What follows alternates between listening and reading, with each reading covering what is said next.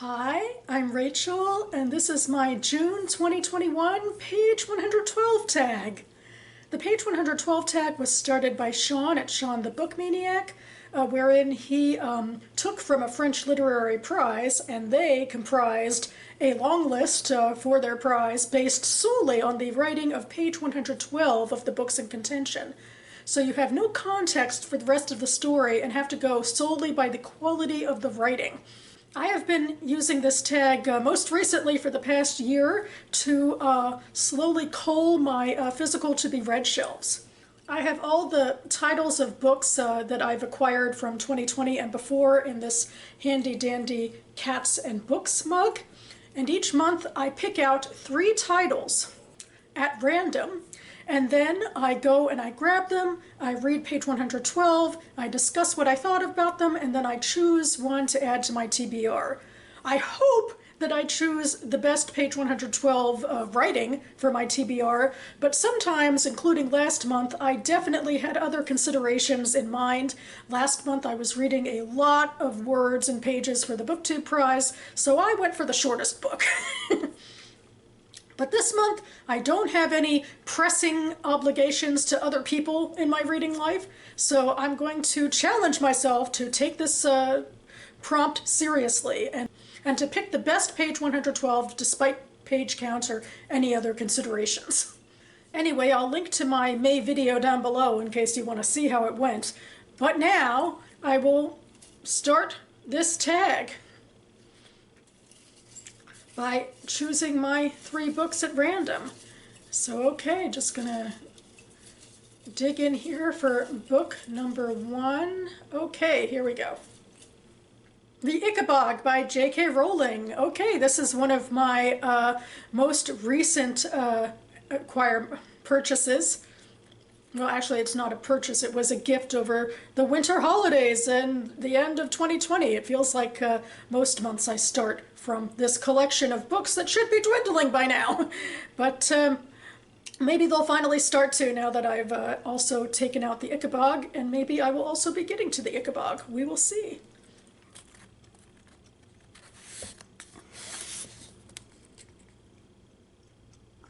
All right, and then we have book number 2. Try to get 1.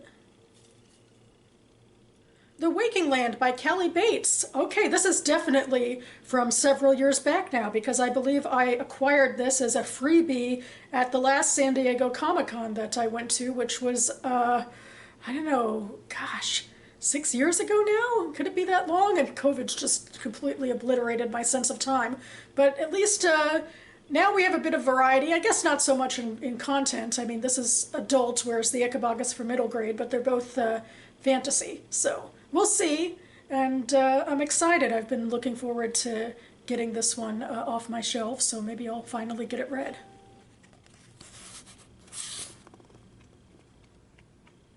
Finally, I'll go for book number 3, hopefully digging into a new location.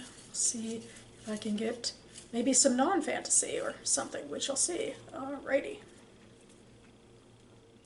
Well, yes, we are going for non-fantasy. We're going into literary fiction with somewhat of a sci-fi bent, but anyway, this is A Bend in the Stars by Rachel Barenbaum, which is right here.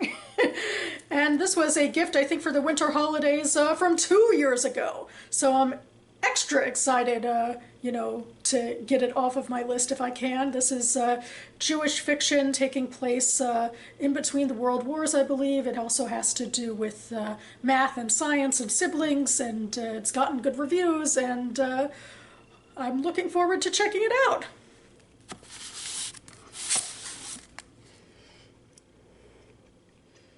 Okay, with that, I'm going to grab my 3 books, read page 112 from each of them, and then come back to you with my thoughts. Okay, I'm back. And what can I say? This one's a toughie. I liked all of these pages, and I also like all of the covers. I think all of the covers are pretty too. Just saying, I'm in a bit of a conundrum, but I've made my choice, and I'm going to read through my pages, and you'll see if you agree with me at the end of all this. So I'll start with book number 1, The Ichabod by J.K. Rowling. Tubby was careful not to say he didn't believe in the Ichabod, but he invited everyone at the meeting to sign a petition to the king, asking for evidence that the Ichabod tax was still necessary. As soon as this meeting was over, Spittleworth's spy, who had of course attended the meeting, jumped on his horse and rode south, arriving at the palace at midnight.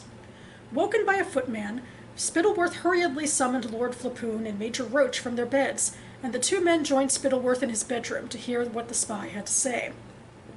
The spy told the story of the treasonous meeting, then unfurled a map on which he'd helpfully circled the houses of the ringleaders, including that of Tubby Tenderloin.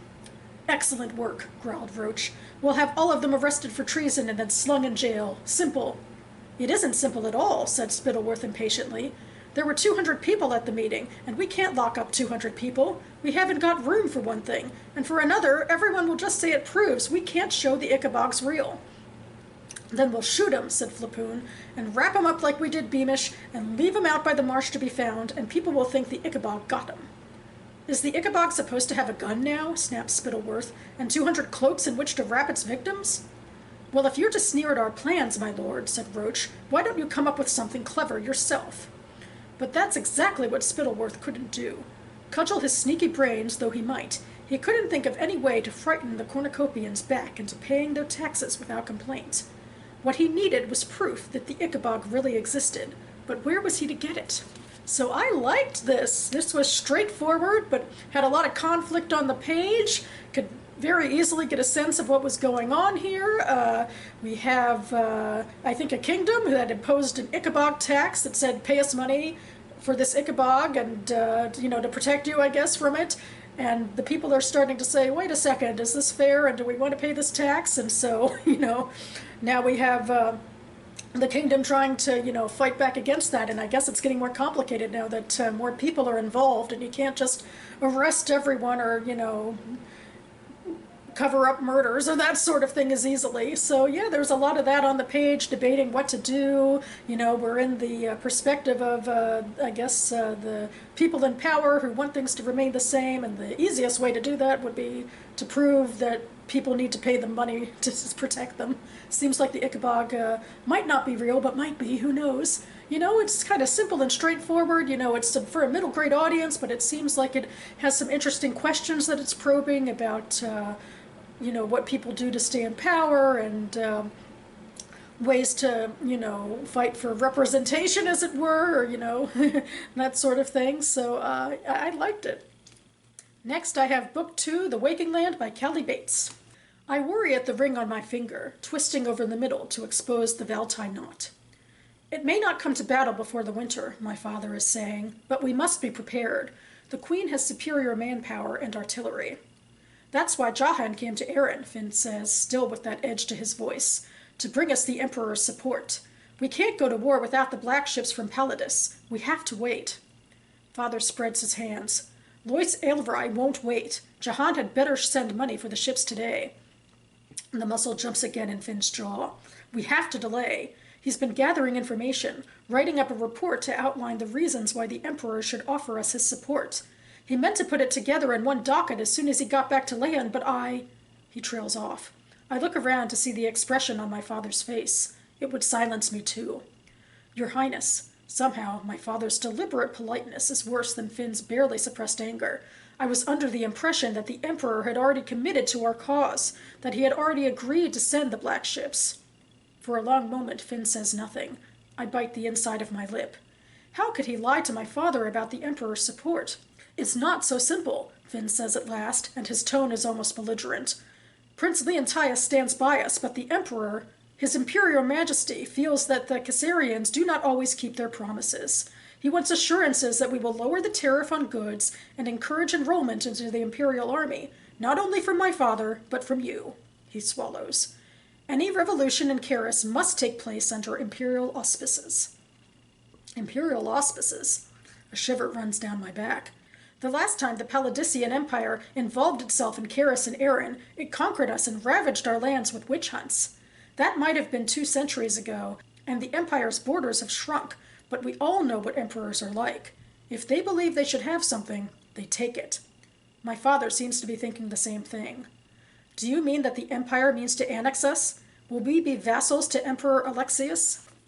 You know, the funny thing is, after I read this, I thought this is really similar to the Ichabod, isn't it? You know, we have a conflict between sort of groups in power. Like, well, in the Ichabod, it was, I guess, between the kingdom and the people they were that were serving them, that were under them.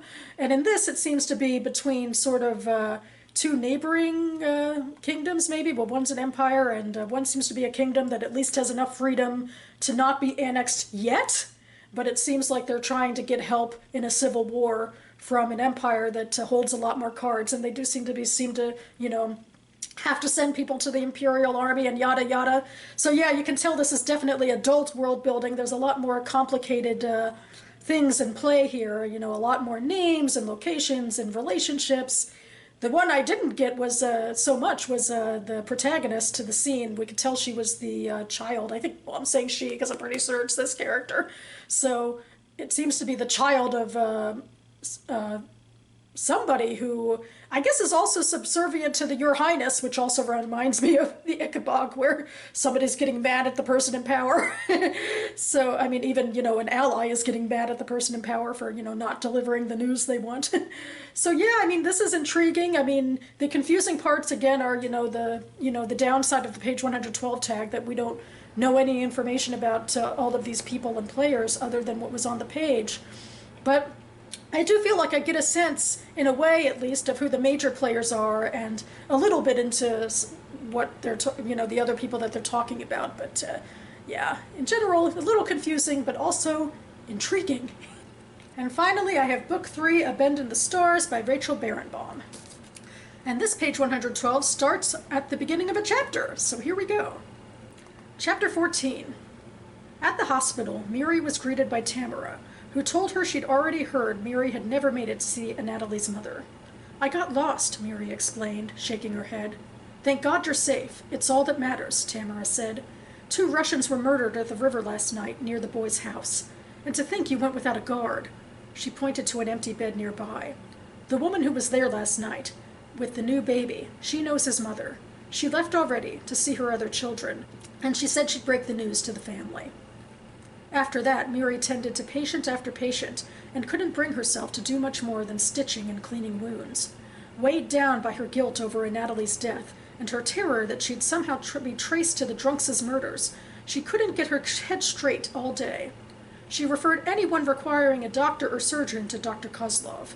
Still, she worked until past sundown, wondering if Sasha would be gone when she returned, hoping he was already safe in the woods. When she finally dragged herself home, with a new vigilant guard in tow, she found Baba presiding in the sitting room, as always surrounded by women. There were no smiles or giggles as there had been before conscription. Instead, now they were ashen and still. The house smelled delicious but strange. The chicken and onions simmering on the stove had a new spice added to them, one Miri didn't recognize. Baba waved Miri forward. "My cousin's son, Sasha. He's made dinner for us, Mirile. That's what you smell. Who knew a man could cook so well?" So yeah, in a way this is similar, I think. Obviously, well, this is, historical fiction based in reality, but we have a similar setup here, at least in terms of conflict brewing, in that there's murders and needs for guards and conscription, forced conscription it seems at least. So at least the tone is somewhat similar to the other two. But in general, there's a lot less world building on this one page. We know a lot less of what's going on. But it's also perhaps more realistic that way, not jamming everything into the page. We're dealing with this character who's obviously had a bit of a fright, Miri has. She's upset about the death of this boy, Natalie, and it seems like she's also tied up with some other murders, so she has a lot on her mind, though we hear about it in a sort of exposition-y way, as she's going about her work. So there's that. So it's, I guess, in that way, not as engaging. I mean, at least the other two scenes were action-packed to the brim that there wasn't as much, telling over showing exactly. But this is just a quieter scene, really. We're just much more into one person's moment in her life, trying to get back into work, it seems, and then coming home and seeing how things are different there. I'm certainly curious about all the questions that are raised, like, who is Natalie to Miri, and what happened with these drunkards that are dead, and what about her cousin Sasha, or at least I assume it's her cousin Sasha. So that part is at least intriguing, but I think in comparison to the other two, maybe it falls a little short. So I'm deciding to go with the Ichabod by J.K. Rowling because it's, you know, simple and straightforward, which I can account for even more than usual because it's for a middle grade audience after all, so it's supposed to be a little more simple and straightforward. And I'm curious about it, obviously. And so, of course, I mean, I have bias about all of these books, and this bias for this book is I want to see what J.K. Rowling will do in a fantasy land that isn't about Harry Potter. You know, if it'll be a different sort of feel, because it certainly feels more like a fairy tale, fantastical feel than, you know, Harry Potter is, you know, a portal world that's adjacent to our world.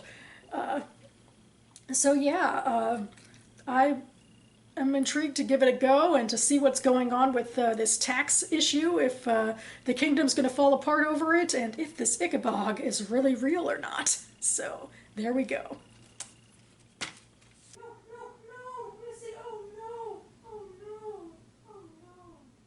So that about covers it for me now. In the time between finishing that last section and this one, where I wanted to grab my phone, my cat has caused a bit of a conundrum, so I was uploading a video and she likes sitting on my computer, and I gotta get her to stop that because obviously that messes with things. But anyway, oh boy. I tend to end this section with a nod to the TBR games that have become a part of BookTube. And in this particular instance, I thought I'd give attention to a readathon called the Whatever You Want-a-thon by Book Browsing Blog. I'll link to her video down below. I thought this was interesting because, you know, the feel of it is to be, you know, less conscriptive than your usual readathons that have really strict rules. And yet it's still a readathon with rules. It perhaps speaks to the fact that, you know, these readathons encourage reading in ways that not having a readathon sometimes don't, I guess. You know, for me, I personally have a really strong list of books that I want to read for whatever purpose. It could be the BookTube prize, or I might be following other awards and wanting to read off of that list, those lists as well, or stuff like that. I'm also, you know, picking up lots of Goodreads Choice Awards books I want to read anyway. But I thought it was interesting, you know, that ironic juxtaposition between, you know, the freedom to read what you want, but also a readathon. So check it out.